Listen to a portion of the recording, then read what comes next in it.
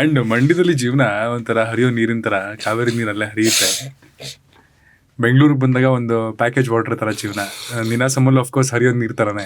ಅಂದರೆ ಅಷ್ಟು ಫ್ರೀಡಮ್ ಇರುತ್ತೆ, ಅಷ್ಟು ಒಂಥರ ಮಣ್ಣಿನ ಸೊಗಡಿರುತ್ತೆ, ಬದುಕಿರುತ್ತೆ ಬೇಸಿಕಲಿ. ಬೆಂಗಳೂರಿಗೆ ಬಂದ ತಕ್ಷಣ ಒಂದು ಪ್ಯಾಕೇಜ್ ಡ್ರಿಂಕಿಂಗ್ ವಾಟರ್ ಥರ, ಒಂದು ಬಿಸ್ಲರಿ ವಾಟರ್ ಥರ ಜೀವನ ಆಗ್ಬಿಡುತ್ತೆ. ಇದಕ್ಕೆ ಮನುಷ್ಯ ಫಿಟ್ಟಿನ್ ಆಗ್ಬಿಡ್ತಾನೆ. ಅಂದರೆ ನಮ್ಮ ಮೂಲಗಳನ್ನ ಮರೆತು ಇದಕ್ಕೆ ಫಿಟ್ಟಿನ್ ಆಗ್ಬಿಡ್ತಾರೆ. ಬಟ್ ಒಂದು ವಿಷಯ ನಿಮ್ಮಲ್ಲಿ ಯಾವತ್ತೂ ಖುಷಿ ಕೊಡೋದು ಅಂದರೆ ನಿಮ್ಮ ಅಥೆಂಟಿಸಿಟಿ, ನಿಮ್ಮ ಭಾಷೆ, ನಿಮ್ಮ ಸೊಗಡು ಹಾಗೆ ಇಟ್ಕೊಂಡಿದ್ದೀರಾ. ನಿಮ್ಗೆ ಅನ್ಸುತ್ತಾ ಅದು? ನನಗೆ ಗೊತ್ತಿಲ್ಲ. ಅಂದರೆ ನನ್ನಲ್ಲೂ ಸಾಕಷ್ಟು ಬದಲಾವಣೆಗಳಾಗಿದೆ ಅಂತ ಅನ್ಸುತ್ತೆ. ಅಂದರೆ ಬಿಕಾಸ್ ಒಂದು ಈಗ ನೀವು 10 ವರ್ಷದಿಂದ ಸತೀಶ್ ನಿವಾಸಂ ಬೇಕು ಅಂದ್ರೆ ಅವ್ನು ಸಿಗಲ್ಲ. ಆ ಲೂಸಿಯಾದಲ್ಲಿದ್ದ ಸತೀಶ್ ನಿವಾಸಂ ಬೇಕು ಅಂದ್ರೆ ಸಿಗಲ್ಲ. ಅಥವಾ ಬದಲಾಗ್ತೀವಿ ಅಂತಲ್ಲ, ನಿಮಗೆ ನಾವು ಬೆಳೀತಾ ವಯಸ್ಸು ಆಗ್ತಾ ಏನಾಗುತ್ತೆ, ನಿಮಗೆ ಒಂದೊಂದೇ ವರ್ಷ ಕಳೀತಿದ್ದಂಗೆ ಕ್ಯಾರೆಕ್ಟರ್ ಚೇಂಜ್ ಆಗ್ತಾ ಇರುತ್ತೆ ಆಟೋಮೆಟಿಕಲಿ. ಬಾಡಿನೇ ಚೇಂಜ್ ಆಗುತ್ತೆ, ಸ್ಕಿನ್ನೇ ಚೇಂಜ್ ಆಗುತ್ತೆ, ಕೂದಲಿಗೆ ಬಿಳಿ ಆಗುತ್ತೆ, ಇನ್ನೇನೋ ಆಗ್ತಾ ಇರುತ್ತೆ. ಅದರಲ್ಲಿ ನಮ್ಮ ಎಲ್ಲವೂ ಹಂಗೆ ಇದೆ ಅಂತ ಹೇಳ್ಕೊಳ್ಳೋದು ಸುಳ್ಳು ಅಂತ ನನಗನ್ನಿಸ್ತಿದೆ. ಯಾಕೆಂದರೆ ನಾನು ನಿಮ್ಮನ್ನು ಮೀಟ್ ಮಾಡ್ತಾ ಇರ್ತೀನಿ, ಇನ್ನೊಬ್ರು ಮೀಟ್ ಮಾಡ್ತಾ ಇರ್ತೀನಿ, ಮತ್ತೊಬ್ರು ಮೀಟ್ ಮಾಡ್ತಾರೆ, ನಿಮ್ಮಿಂದ ಏನೋ ಕಲಿತಾ ಇರ್ತೀನಿ, ಅವರಿಂದ ಕಲಿತಾ ಇರ್ತೀನಿ. ಆ ಕ್ಯಾರೆಕ್ಟರ್ ನನಗೆ ಬಂದಿರುತ್ತೆ. ನನ್ನ ಜೊತೆ 2 ವರ್ಷ ನೀವಿದ್ರೆ ನನ್ನ ಕ್ಯಾರೆಕ್ಟರ್ ಸುಮಾರು ಗುಣಗಳು ನಿಮ್ಗೆ ಬಂದಿರುತ್ತೆ. ಹಂಗೆ ನಮ್ಮ ಸ್ನೇಹಿತರ ಗುಣಗಳು ಬಂದಿರುತ್ತೆ, ನಮ್ಮ ಮನೆಯವ್ರ ಗುಣಗಳು ಬಂದಿರುತ್ತೆ. ಹಂಗೆ ಮೋಲ್ಡ್ ಆಗ್ತಾ ವ್ಯಕ್ತಿ ಬದಲಾಗ್ತಾ ಹೋಗ್ತಾರೆ ಪ್ರತಿ ಸಲ. ಇವಾಗ 10 ವರ್ಷ ಮೀಟ್ ಮಾಡಿದ್ದ ಫ್ರೆಂಡ್ನ ನೀವು ಹಿಂದೆ ಮೀಟ್ ಮಾಡಿದ ಫ್ರೆಂಡ್ ಜೊತೆಗೆ ನೀವು ಅಷ್ಟು ಕಂಫರ್ಟ್ ಆಗಿ ಇರೋಕ್ಕಾಗಲ್ಲ. ಬಿಕಾಸ್ ಯಾಕೆಂದ್ರೆ ಅವರೇ ಬದಲಾಗಿರುತ್ತೆ, ನಾವು ಬದಲಾಗಿರ್ತೀವಿ. ಆ 2 ವೇವ್ ಲೆಂತ್ ಇರಲ್ಲ. ನೀವು ಜೊತೆಗೆ ಹೋಗ್ತಾ ಇದ್ರೆ ನೀವು ವೇವ್ ಲೆಂತೇ ಬೇರೆ ಇರುತ್ತೆ. ಹಂಗೆ ಇರ್ತೀವಿ ನಾವು. ಅದು ನೀವು 10 ವರ್ಷ ಹಿಂದೆ ಮೀಟ್ ಮಾಡಿದ ಫ್ರೆಂಡ್ನ ಇವತ್ತು ಮೀಟ್ ಮಾಡಿದ್ರೆ ನಿಮ್ಗೆ ಆ ವೇವ್ ಲೆಂತ್ ಸಿಗಲ್ಲ. ಪ್ರೀತಿ ಇರುತ್ತೆ, ರೆಸ್ಪೆಕ್ಟ್ ಇರುತ್ತೆ, ಬಟ್ ನಿಮಗೂ ಅವ್ರಿಗೂ ಗ್ಯಾಪ್ ಆಗಿ ನಿಮ್ಮ ಯೋಚನೆಗಳೇ ಬೇರೆ ಆಗಿರುತ್ತೆ, ಅವ್ರ ಯೋಚನೆಗಳೇ ಬೇರೆ ಆಗಿರುತ್ತೆ. ನೀವಿಬ್ಬರು ಕೂತು ಏನೋ ಹಿಂದೆ ಕೂತ್ಕೊಂಡು ಮಾತಾಡ್ತಿದ್ದಂಥ ಕನ್ವರ್ಸೇಷನ್ ಆಗಲಿ, ಹಿಂದೆ ಇದ್ದಂಥ ಒಂದು ಇದು ಕ್ಲೋಸ್ನೆಸ್ ಆಗಲಿ ಸಿಗಲ್ಲ, ನಿಮಗೆ ಬರಲ್ಲ ಅದು. ಆ ಸತ್ಯ, ಲೈಫಿನ ಸತ್ಯಗಳು. ನಾವು ಪ್ರತಿ ಸಲ ಏನು ಗೊತ್ತಾ, ಒಂದು ಕ್ಯಾಪ್ ಹಾಕೊಂಡೇ ಹೋಗ್ತಾ ಇರ್ತೀವಿ ಮುಚ್ಕೊಂಡೆಲ್ಲನೇ. ನೀವು ಪ್ರಶ್ನೆ ಕೇಳಿದ್ರೆ, ಹೌದು ನಿಮ್ಮ ಹಳೆ ಫ್ರೆಂಡ್ಸ್ ಎಲ್ಲ ಸಿಕ್ತಾಗ ನೀವು ಹೆಂಗೆ 10 ವರ್ಷ 20 ವರ್ಷ ಬಿಟ್ಟು ಸ್ನೇಹ ಸಿಕ್ತಾಗ ಮಾತಾಡ್ಸೋಕ್ಕೆ ಟೈಮ್ ತಗೋತೀವಿ ನಾವು, ಮಾತಾಡೋಕ್ಕೆ ಒಂದು ಮುಜುಗರ ಕ್ರಿಯೇಟ್ ಆಗಿರುತ್ತೆ. ಹೌದು. ಹಾಗೆ ಬದುಕಲ್ಲಿ ಸತೀಶ್ ನಿವಾಸಂ ಮುಂಚೆ ಇದ್ದಂಗೆ ಇದ್ರ ಅಂತ ಕೇಳಿದ್ರೆ ಖಂಡಿತವಾಗ್ಲೂ ಇಲ್ಲ. ಆದರೆ ಬೇಸಿಕ್ ಗುಣಗಳಿರುತ್ತೆ. ಇವತ್ತು ಏನು ನನಗೆ ಚಾಪೆ ಅಲ್ಲ ನೆಲ ಮೇಲೆ ಕೂತ್ಕೊಂಡೆ ಊಟ ಮಾಡೋದು ನಾನು. ಇವತ್ತು ರಾಗಿ ಮುದ್ದೆನೇ ತಿನ್ನೋದು. ಇವತ್ತು ನಾನು 10 ಸಲ ನಾನು ಸೆಟ್ ಊಟ ಮಾಡ್ಕೊಂಡು ಮುಂದ್ಮೇಲೆ ಮನೆಗೆ ಬಂದ ತಕ್ಷಣ ನಾನು ಮನೇಲಿ ಹೇಳೋದಷ್ಟೇ, ನೋಡಮ್ಮ ಮುದ್ದೆ ಉಪಚಾರ ಮಾಡ್ಬಿಡು ಅಂತ. ಅದೆಲ್ಲ ಬೇಸಿಕ್ ಗುಣಗಳು ಇದ್ದೇ ಇರುತ್ತೆ, ಅದಿರಲ್ಲ ಅಂತಲ್ಲ. ಆದರೆ ಮೆಚುರಿಟಿ, ಲೈಫ್ನ ನೋಡೋ ರೀತಿ ಬೇರೆ ಆಗಿರುತ್ತೆ, ಇಡೀ ಜಗತ್ತನ್ನು ನೋಡೋ ರೀತಿ ಬೇರೆ ಆಗಿರುತ್ತೆ. ಅವತ್ತು ಯಾರೋ ಇವತ್ತು ಅವನು ಅಲ್ಲಿ ಹೆಡ್ಫೋನ್ ಹಾಕ್ಕೊಂಡು ನಮ್ಮನ್ನೇ ಕ್ಯಾಮ್ರಾದಲ್ಲಿ ನೋಡ್ತಾ ಇದ್ದಾನೆ ಹುಡುಗ ಅಂತಂದರೆ ಅವನ್ನ ಯಾವ ರೀತಿ ರೆಸ್ಪೆಕ್ಟ್ ಮಾಡಬೇಕು. ಅಥವಾ ನಾವು ಪೌರಕಾರ್ಮಿಕರ ಮುಖಾಂತರನೇ ನಾವು ಸಾಂಗ್ನ ರಿಲೀಸ್ ಮಾಡಿಸಿದ್ವಿ ಮಾದೇವದು. ಇಡೀ ಸಮಾಜನ ಹೆಂಗೆ ನೋಡಬೇಕು, ಸಮಾಜ ನಿಂತಿರೋದು ಯಾರಿಂದ, ಸಮಾಜ ಬೆಳೀತಾ ಇರೋದು ಯಾರಿಂದ, ಹಂಗೆ ನೋಡ್ತಾ ಒಂದಷ್ಟು ಕೋಪಗಳು ಹುಡ್ತವೆ, ಒಂದಷ್ಟು ಬೇಜಾರಾಗುತ್ತೆ, ಒಂದಷ್ಟು ನಮ್ಮನ್ನು ನಾವು ಸರಿಪಡಿಸ್ಕೊಳ್ಳೋದಿರುತ್ತೆ.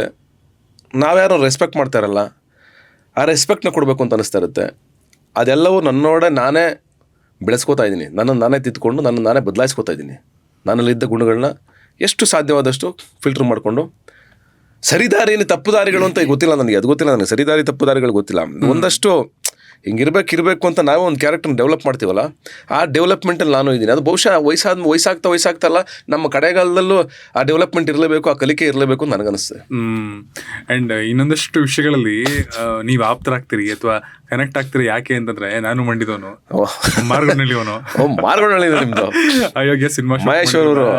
ನಿಮ್ಮ ಭಾಷೆಯ ಸೊಗಡು, ನಮ್ಮ ಮನೆಯಲ್ಲೆಲ್ಲ ಮಾತಾಡೋ ಭಾಷೆ ನನಗೆ ಅದೂ ನಿಮ್ಮಲ್ಲಿ ಚೇಂಜ್ ಆಗಿಲ್ಲ. ಅಂದರೆ ಈಗ ಅಫ್ಕೋರ್ಸ್ ಒಂದು 10 ವರ್ಷ ಇಂಡಸ್ಟ್ರಿ ಕಳೆದಾದ್ಮೇಲೆ ಒಂದು ಪಾಲಿಶ್ಡ್ ಟೋನ್ ಬರುತ್ತೆ.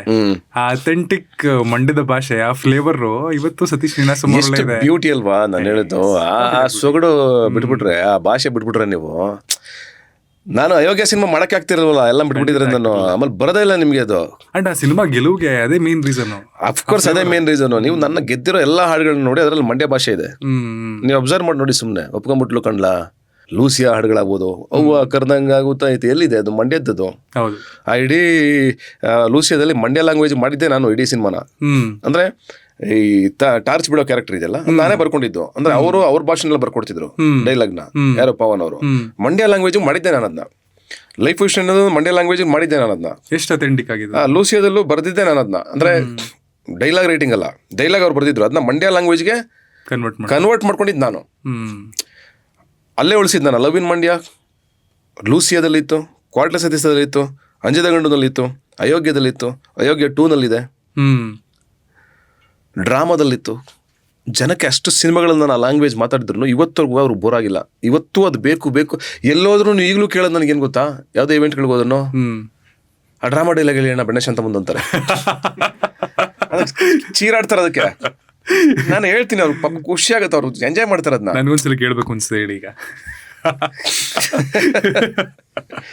ಅದೇ ಇದೇ ಬೇಡಿಕೆ ಜಾಸ್ತಿ ನನಗೆ. ಅದೊಂದು ಫೇಮಸ್ ಡೈಲಾಗ್, ಅದು ಸರ್ ಬರ್ದಿದ್ದು, ಯೋಗರಾಜ್ ಸರ್ ಬರ್ದಿದ್ದು, ತುಂಬ ಚೆನ್ನಾಗಿ ಬರ್ದಿದ್ದಾರೆ. ಅವ್ರಿಗೆ ಎಲ್ಲಿಂದ ನಾನು ಅದೇ ಕೇಳ್ತೀನಿ, ಸರ್ ನಿಮ್ಗೆ ಹೆಂಗೆ ಬಂದು ಸರ್ ಇದು ಹಿಡಿತಾ ಮಂಡ್ಯ ಭಾಷೆ ಅಂತ. ಅವ್ರಿಗೆ ಅದೊಂದು ಸಖತ್ ಸೆನ್ಸ್ ಇದೆ, ಚೆನ್ನಾಗಿ ಹಿಡಿತಾರೆ.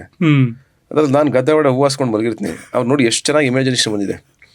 ಬೆಣ್ಣೆ ಶಾಂತಮ್ಮ ಫೋನ್ ಮಾಡೋದು, ನಾನು ಫೋನ್ ಮಾಡಿ ಎಲ್ಲಿದೆಯಾ ನೀನು ಅಂತ. ನಾನು ಬತ್ತಾಯಿದ್ದೀನಿ ತಡ್ಕೊ, ಯಾಕೆ ಬತ್ತಾಯಿದ್ದೀನಿ ತಡ್ಕೊ ಅಂತ.